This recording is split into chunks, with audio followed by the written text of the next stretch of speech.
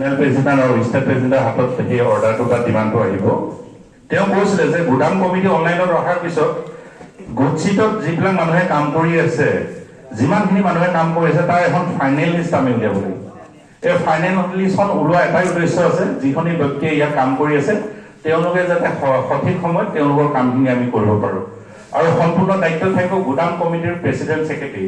আমি গুদাম কমিটি যিখন পাতি দিছোঁ, এই গুদাম কমিটিখনৰ দায়িত্বত এই যিখন আমাৰ ৱৰ্কাৰ যিখন লিষ্ট ওলাব অনলাইনত, যিখন আমি ৰেলৱে ডিপাৰ্টমেণ্ট আৰু শ্ৰম মন্ত্ৰালয়ত যিখন আমাৰ জমা হ'ব, সেই লিষ্টখনৰ আধাৰত অনাগত দিনত আমাৰ যি ৰেল যি আইডেণ্টিটি কাৰ্ড, যি আমি আইডেণ্টিটি কাৰ্ড পাব লাগে ইণ্ডিয়ান ৰেলৱেৰ পৰা, আৰু শ্ৰম মন্ত্ৰালয়ৰ যি মেডিকেল পাব লাগে, এই গোটেইখিনি সুবিধা আমি উপলব্ধ হ'ব।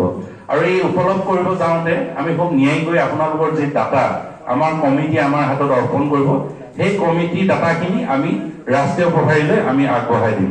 সেইকাৰণে আপোনালোকক অনুৰোধ জনাইছোঁ, আপোনালোকৰ কিছু যদি কিবা তাতে ভুল ত্ৰুটি থাকিব পাৰে, কোনোবাই কিউআৰ কাৰ্ড পোৱা নাই, কিউআৰ কাৰ্ড পাইছেও যদি তাত কিবা ভুল থাকিব পাৰে, আপুনি কমিটি যি আমাৰ আমি বনাই থৈছোঁ প্ৰেচিডেণ্ট ছেক্ৰেটাৰী, তেওঁলোকৰ লগত সহযোগ কৰিব। সহযোগ কৰি যি ফাইনেল লিষ্ট কমিটিয়ে আমাৰ জোনেল কমিটি আৰু ষ্টেট কমিটিৰ হাতত জমা কৰিব। সেইকাৰণে মই সভাপতি ডাঙৰীয়াক অনুৰোধ জনাইছোঁ, অতি শীঘ্ৰে আপোনালোকে এখন ইয়াতে মিটিং পাতিব, গোটেই কমিটিৰ যিকেইজন সদস্য আছে, আৰু ইয়াৰ যি কাম কৰা গেং লিষ্ট আপোনালোকৰ হাতত জমা আছে বা আমি জমা কৰিছোঁ বা আপোনালোকৰ আছে, গোটেইখিনি খুব ন্যায়কৈ আপোনালোকে আমাৰ হাতত জমা কৰিব, যাতে কোনো এজন ব্যক্তি ইয়াত কাম কৰা ব্যক্তি যাতে ৰৈ নাযায়। যি ফাইনেল লিষ্ট আহিব, সেই ফাইনেল লিষ্ট আধাৰত এখন আপোনালোকে ৰেলৱেৰ পৰা এখন আইডেণ্টিটি কাৰ্ড পাব, এটা মেডিকেল পাব, আৰু শ্ৰম মন্ত্ৰালয়ৰ ফালৰ পৰা এটা মেডিকেল পাব, অৰ্থাৎ 100% মেডিকেল পাব।